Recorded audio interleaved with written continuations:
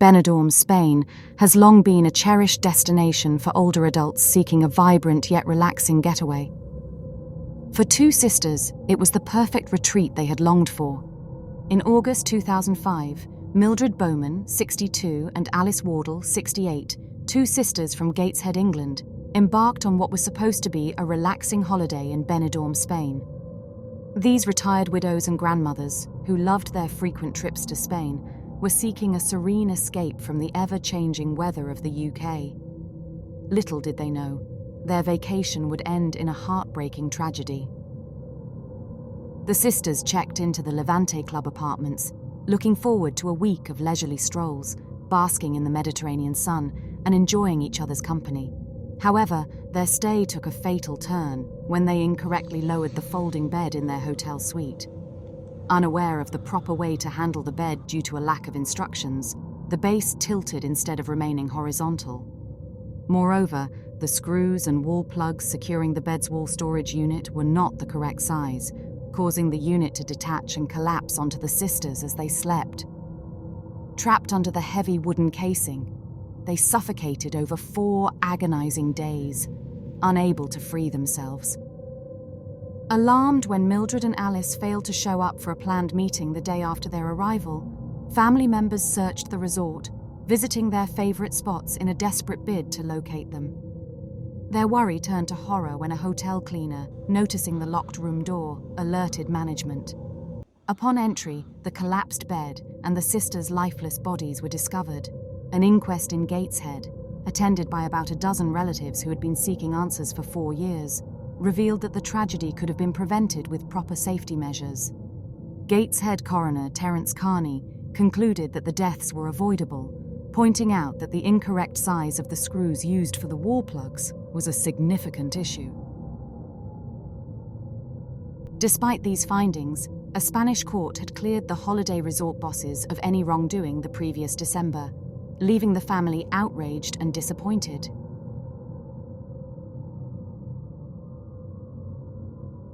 Tango, a passionate and elegant dance form, originated in the late 19th century in Buenos Aires, Argentina. It is a unique blend of African, Native American, and European influences, reflecting the diverse cultural heritage of its birthplace. Known for its dramatic footwork and close embrace, Tango tells a story of love and longing through intricate steps and expressive rhythms. In a dark twist of fate, Alberto Fargo, a well-respected 45-year-old dance instructor in Lisbon, met a tragic end while teaching his students the tango. Fargo, renowned for his dedication to the dance, was demonstrating the importance of maintaining proper posture, a fundamental element in tango.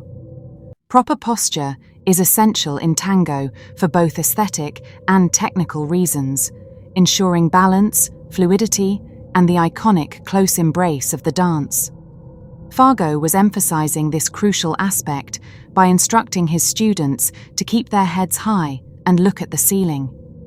In his fervor to impart this lesson, he failed to notice the open window beside him.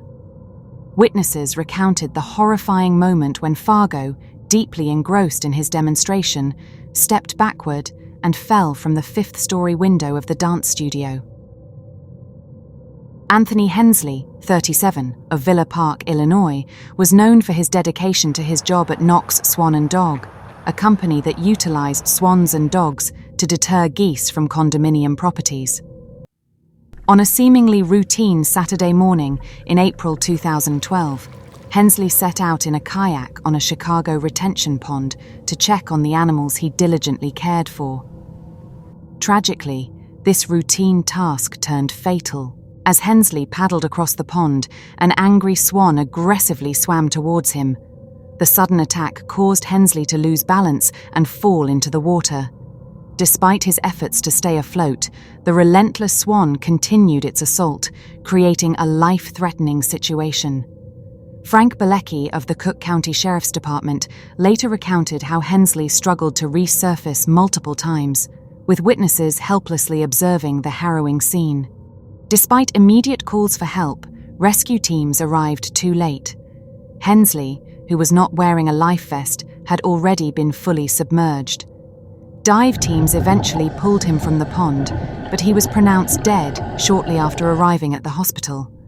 The Chicago Sun-Times reported that throughout Hensley's struggle, the swan continued to harass him, exacerbating his plight. Investigators speculated that Hensley had inadvertently ventured too close to the swan's nesting area, triggering the aggressive response.